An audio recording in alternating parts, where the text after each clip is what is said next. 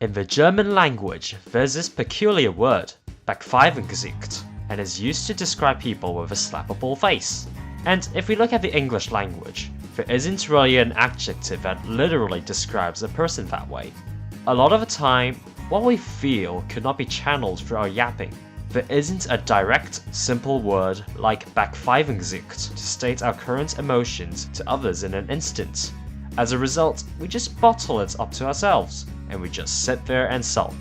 The Steven universe shows us an alternative. Throughout the show, we see examples where the characters hide their fears, grudges, insecurities, care, jealousy, and a plethora of other emotions from each other. But unfortunately for these characters, there isn't a quick way, or in other words, a vocabulary like Backpfeifengesicht, for them to avoid a long, arduous, yet vital conversation with other people. In this video, we're going to look at 3 episodes that centers around the importance of communication, and why we should listen patiently to our peers' thoughts and feelings, and express our own as well.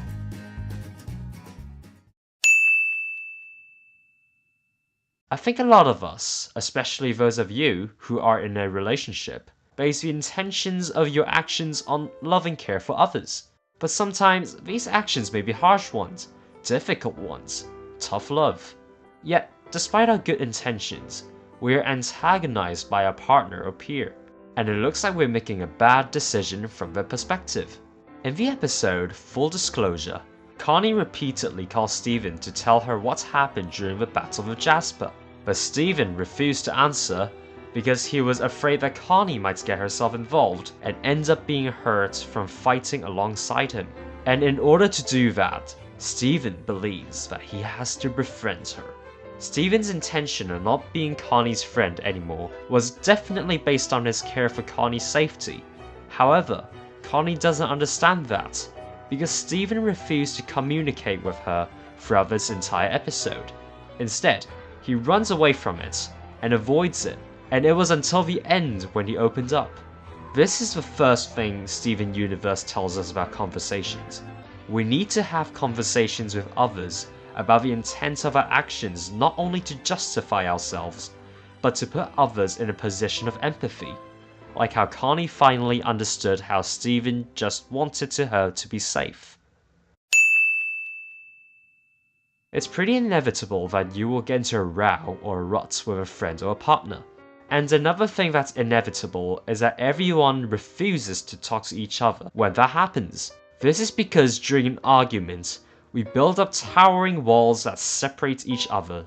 We are just so defensive about our stance because we fear that our words might be taken as a sign of weakness. In the episode Friendship, Garnet and Pearl were trapped in a shrinking room that would eventually crush them. The two had refused to talk to each other because of Pearl falling Garnet to fuse with her multiple times in the episode Cry for Help. And in that moment within the shrinking room, Pearl finally revealed her weakness, and that she was actually desperate for Garnet's forgiveness.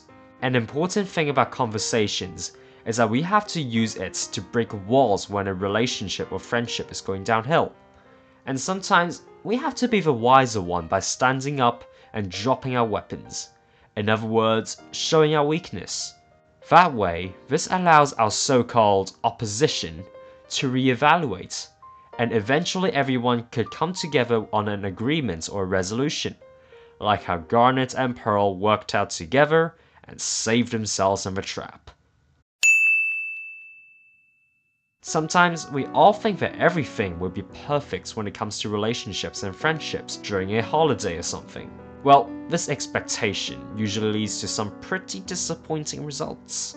Our grudges, our hurt, and the damaged relationship between another person will not magically be fixed by a 5-star banquet dinner or a holiday to a beach resort in Thailand. In the episode Mr. Greg, Steven, Greg, and Pearl went on a spending spree in Empire City, but despite all the luxury, Pearl remained unhappy, and she expressed her laments through a song.